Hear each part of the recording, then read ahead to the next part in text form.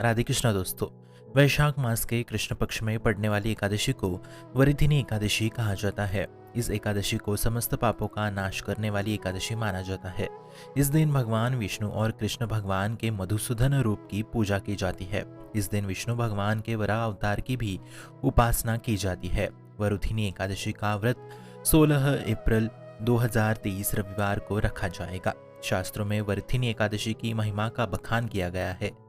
वरुथिनी एकादशी का उपवास करने से भगवान विष्णु शीघ्र ही प्रसन्न होते हैं और भक्तों पर अपनी कृपा बरसाते हैं। यह व्रत रखने से सभी संकटों से मुक्ति मिलती है।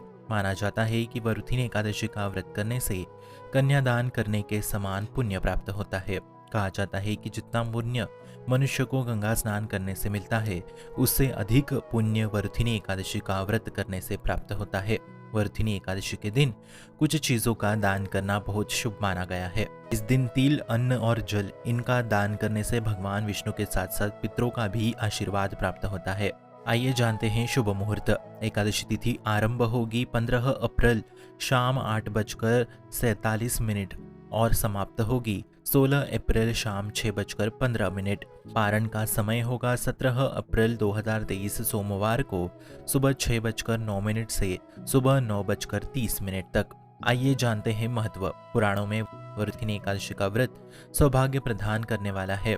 इस दिन अन्न दान करने से पितृ, देवता, मनुष्य आदि सबकी तृप्ति होती है। स्वयं श्री कृष्ण ने इस एकादशी को महात्मा अर्जुन को समझाया है। वरुथिनी एकादशी का व्रत करने से व्यक्ति को, साधक को जीवन में धन, ऐश्वर्य, बुद्धि, बल और आरोग्य की प्राप्ति होती है। साथ ही दुख और दुर्भाग्य दूर हो जाते हैं। आइए जानते हैं पूजा विधि। वरुथिनी एकादशी के दिन सुबह जल्दी उठकर स्नान आदि से निवृत्त होकर साफ वस्त्र धारण करके अपने घर के मंदिर में घी का दीपक जलाए। साथ ही भगवान विष्णु की प्रतिमा का अभिषेक करें।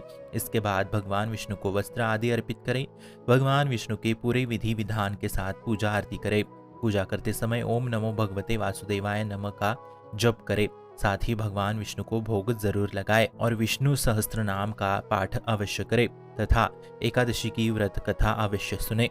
ये जानते हैं वरुथिनी एकादशी की व्रत कथा। प्राचीन काल में नर्मदा नदी के तट पर मांधाता नामक राजा राज्य करते थे। वह अत्यंत दानशील तथा तपस्वी थे।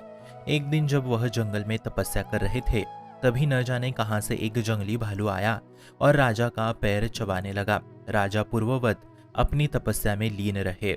कुछ देर बाद पैर चबाते चबाते भालू राजा को घसीटकर पास के जंगल में ले गया। राजा बहुत घबराया, मगर तापस धर्म अनुकूल उसके क्रोध और हिंसा न करके भगवान विष्णु से प्रार्थना की। करुण भाव से भगवान विष्णु को पुकारा। उसकी पुकार सुनकर भगवान श्री हरि विष्णु प्रकट हुए और उन्होंने चक्र से भालू को मार डाला। राजा का पैर भालू पहले से ही खा चुका था। इससे राजा बहुत ही शोकाकुल हुए।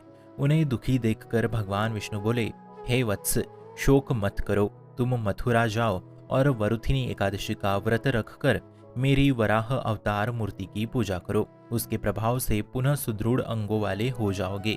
इस भालू ने तुम्हें जो काटा है, यह तुम्हारे पूर्व जन्म का अपराध प्रारब्ध था। भगवान की आज्ञा मानकर राजा मांधाता ने मथुरा जाकर श्रद्धापूर्वक वरुथिनी एकादशी का व्रत किया।